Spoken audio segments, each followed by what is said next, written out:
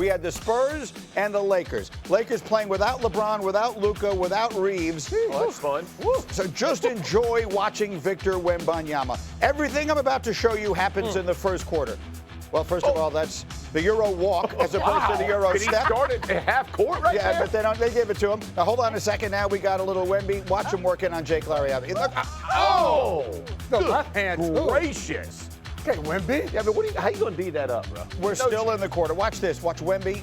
He can do it from inside. He can do it from outside. So he's got 17 consecutive points in the first quarter, and he's not done. Not done. Stephon Castle up. Wemby, 21 in the quarter. Still in the first quarter. Wembanyama's got 23 points in the paint. Oh, go to work. Working. Oh, the touch. 25 points in the quarter. Spurs by a million. Stay with it. Roll, J-Mac. Second quarter, Spurs up 25. De'Aaron Fox understands the assignment. Don't lay it in. Don't do him like that. Wemby to 29. Later in the quarter, watch the left hand. I mean, you literally have no chance. At least the Lakers fans got a good show, though. Yeah, that's what they deserve. Dylan Harper throws it up. Wembanyama throws it down. He's got 37 in the first half. Yeah, Spurs up 39. Third quarter, the 29-point lead. Wembanyama. Finished him. 40 points, 12 rebounds. He barely played in the third quarter. He didn't play in the fourth quarter. He scored 40 points in 26 minutes. He didn't even sweat. It was his second game with 40 points in under 30 minutes played, already tied for the third most such games in the last 70 years. And then he had this fascinating response when asked about wanting to play versus sitting in the fourth quarter. This kind of games, you got to have, the greed. I mean, every game you have to have this greed, to want more every time. Because, at all times, it doesn't matter who's on the court. There's somebody who's going to want to stop you from doing what you do out there. So you got to be greedy. All right, we got Wemby, we got Windy, we got Monica McNutt early this morning. Monica, I will make my statement in the form of a question to you. Has Wembanyama become the best show in the NBA in his third year?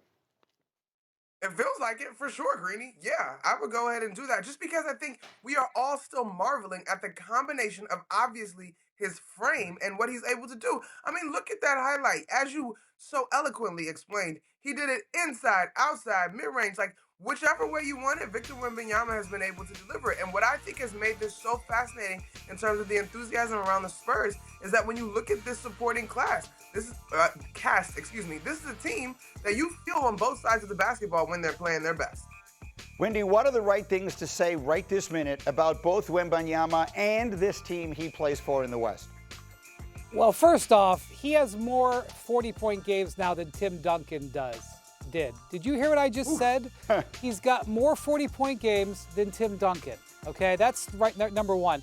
Number two, I don't think he was too impressed with the Jake LaRavia, Maxi Kleber, Luke Kennard defensive system that J.J. Redick put out there on him last night. He kind of decided that if you're going to put that out there on me, I'm going to do these things to you, and he is at the level where he can do that. Now, the Lakers were so sort of out of place that they just basically started running zones, and he started making threes. I have a saying, I developed it sort of last year, and I'm sticking with it, is we don't put ceilings on Victor Wembanyama, which is if you say to me, can Victor Wembanyama do X? My answer almost always is going to be yes, because I'm not going to put a ceiling on him. So this Spurs team has some flaws. Last night's game was punted by the Lakers. They were missing all 5 starters. Don't pay attention to that so much. The Spurs team has some flaws, but guess what? There's a bunch of teams in the league that are very good and have flaws. This is relatively wide open. Many years we would get to the All-Star break and I would say, guys, let's be honest. There's only 3.5 teams that can win the whole thing. I think there's 5 teams that can win the East. And while I've got Oklahoma City winning the West, there's 3 or 4 teams that could win the West if the right things happen, and the Spurs are one of them. We're going to get to the East a little later in the hour, Windy, and we'll run those down. But very quickly, Monica, would you right now pencil in San Antonio as the biggest threat to Oklahoma City in the Western Conference? You know, Greeny, this conversation popped up about a month ago, and waver on it. I'm not ready to give it to the Spurs just yet because I'm not going to disregard the Denver Nuggets in terms of Nikola Jokic and their collective experience. But this is an argument that is absolutely rational in terms of what the Spurs have already done to the Oklahoma City Thunder and how unique Wemby is. Guys, a little eye candy. I just want you to watch what Cooper Flagg did here. Oh. Oh, on Dylan Brooks. Then he throws it down. Flagg would finish. Nasty. On Dylan Brooks, too. That makes it a little bit better. Flagg finished with 27 points and a Dylan got out loss. the way, though. Brooks, he left late. He got to get out earlier. That kid is good. Meanwhile, let me show you what happened last night at the Garden. Pacers and Knicks last night. And so there's a little more Cooper Flagg. Show me the Pacers and Knicks here. Let's go to the Garden. It was the game of the night. Jalen Brunson and the Knicks hosting the Pacers. Pick it up a minute and a half to go in the fourth quarter. Knicks are down by 4, and here comes Jalen Brunson. Making a move, driving to the hole. Wow. Yes, plus the foul. Knicks are down by 1. 18 seconds left. Same score. Pascal Siakam. Money. He had 30. Pacers up by 3. 5 seconds left. Knicks down by 2. Inbounding under their own basket. Here we come. Landry Shamet for the win. It's no good, but watch underneath. You tell me. Aaron Nesmith jumping over the back of Karl Anthony Towns. They call it a foul, and Towns will shoot 2. Is that the right call? To the line he goes. He would make the first. This one for the tie. And it's good. 22 points, 14 rebounds. We're going to overtime, tied at 124. Minute and a half left in the OT. Pacers up by 4. Siakam, Quentin Jackson. Yes. Pacers up by 7. Halliburton loves it. 10 seconds left in the OT. Knicks down 4. Brunson. He had 40 points in this game. Another clutch 3 to bring the Knicks within 1.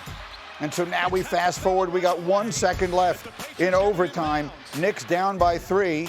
The Pacers intentionally foul Shamet to send him to the line. He makes a complete mess of it, misses the first. The second one he misses intentionally, doesn't hit the rim. And that's how it ends. Pacers win it 137-134 in a wild game that featured 39 lead changes, most in a game this year, 5th most in any game since at least the 97-98 season. And so, Monica McNutt and Brian Windhorst with us all morning long. And McNutt, you know this Knicks team well, and it's because you do the games for them on the radio. It's confounding. Just in the last week alone, they get blown out by Detroit, and then they play a very impressive game against Boston. And now they lose to a bad Indiana team. So what do we say about where these Knicks sit here going into the All-Star break? Well, overall, Greeny, if you zoom out and you look at winning 9 out of 11, I think they're in a good spot. They're obviously in Philadelphia tonight to finish out before they head into the All-Star break.